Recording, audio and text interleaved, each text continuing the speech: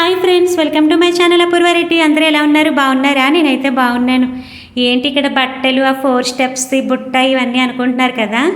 బీరువా వేరే ప్లేస్కి మార్చేంలేండి, ఎలాగ మార్చుతున్నాం కదా అని బీరువా అంతా నీట్గా క్లీన్ చేసుకున్నాను అనమాట. బీరువాలో బట్టలన్నీ తీసేసి ఎండలో వేసేసాను. ఇంకోటి ఏంటంటే ఇక్కడ మా అమ్మాయికి ఇంకా 10th కంప్లీట్ అయిపోయింది కదండి. ఇంకా తన బుక్స్ అన్నీ కూడా 4 స్టెప్స్ది మీరు స్టార్టింగ్లో చూశారు కదా బుట్ట, అందులో తన బుక్స్ అన్నీ పెట్టుకుంటుంది. ఇంకా అవసరం ఉంటుంది కదండి, అవసరం ఉన్నవన్నీ తీసి పక్కన పెట్టి అవసరం లేనివన్నీ ఇంకా బయట పెట్టేసి ఇంకా అవి కూడా క్లీన్ చేసేసుకున్నానులేండి. ఆ బుట్ట అవన్నీని ఇంకా పెన్సిళ్ళు, పెన్నులు ఇవన్నీ చిందరవందరగా ఉంటే అవి కూడా రాయలేని పెన్నులు పడేసి రాసినవి ఉంచుకుని ఇంకా అవన్నీ క్లీన్ చేసుకున్నాను అనమాట. ఇదైతే మండే వ్లాగ్ అండి. మండే ఇంకా డిన్నర్కి నేను మష్రూమ్స్ అండ్ రాజ్మా కర్రీ చేశాను. యాక్చువల్గా అయితే ఇది నేను మార్నింగ్ చేయాలి ఈ కర్రీ.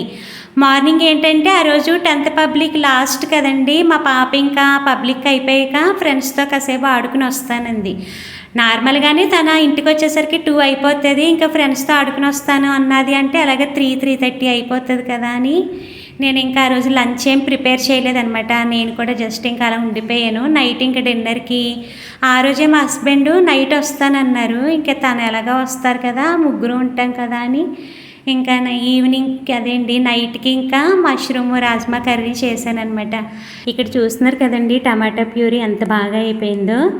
యాక్చువల్గా అయితే నాకు ఆ రోజు మిక్సీ తీసి మిక్సీలో వేయాలంటే కొంచెం బద్ధకంగా అనిపించిందండి. అందుకనే ఎలాగా టమాటా ప్యూరీ అయ్యేది ఉంది కదా అని అందులో వేసి టమాటా ప్యూరీ చేశానమాట.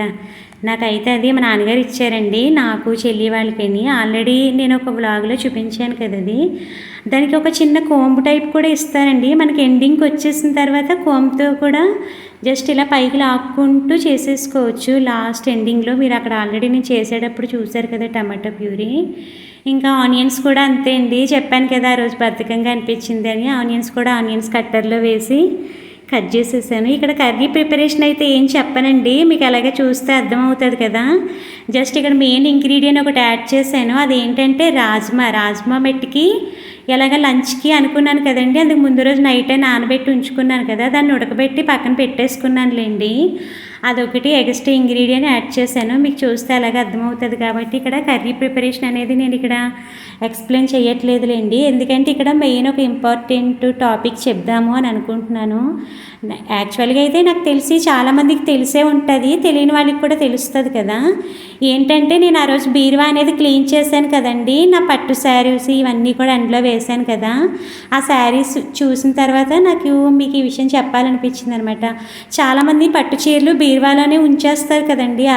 అలా కాకుండా 1 monthకి ఒకసారి ఎండ గాలి ఇవన్నీ తగిలేలాగా బయట వేసుకోండి. అలా అని చెప్పి ఎండ తగిలేలా కాదు, కొంచెం నీడకి గాలి ఇవన్నీ తగిలేలా వేసుకోండి. అలా వేసుకోవడం వల్ల మనకు పట్టు చీరలు అనేవి తొందరగా చిరగకుండా ఉంటాయి. ఎందుకంటే నా మ్యారేజ్ అయ్యి 10 years కూడా కంప్లీట్ అవ్వకుండానే నా పట్టు చీరలు, నా మ్యారేజ్ శారీ ఇంకా ఎంగేజ్మెంట్ శారీ కూడా అలాగే చిరిగిపోనీలేండి. ఎవరో తెలిసిన వాళ్ళని అడిగితే వాళ్ళైతే నాకు ఇలా చెప్పారనమాట. చాలామంది లేడీస్ బీరువాలో సంవత్సరాల తరబడి వాటిని అలా పెట్టేస్తారు. దానివల్ల వాటికి గాలి అవేమి తగలక శారీస్ అలా తొందరగా డ్యామేజ్ అయిపోతాయని చెప్పారు. ఇది ఎవరికన్నా యూజ్ అవుతుంది కదా అని నేను చెప్తున్నాను అనమాట. చూస్తారు కదా, ఇక్కడ నా కర్రీ కూడా రెడీ అయిపోయిందండి. ఇప్పుడు నేను చెప్పిన టాపిక్ ఎంతమందికి తెలుసు అన్నది కామెంట్ చేయండి. Bye friends.